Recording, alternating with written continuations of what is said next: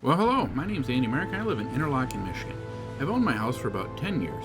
As you can see, the rusty stains on the tile and the tub are pretty awful.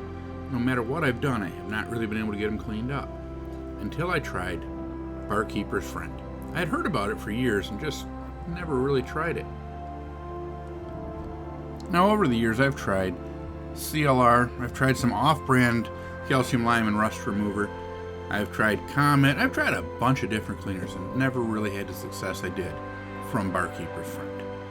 Now, Barkeeper's Friend makes several different products. I'm going to include a link in the description of this video of which product it was I used and had some pretty good luck with.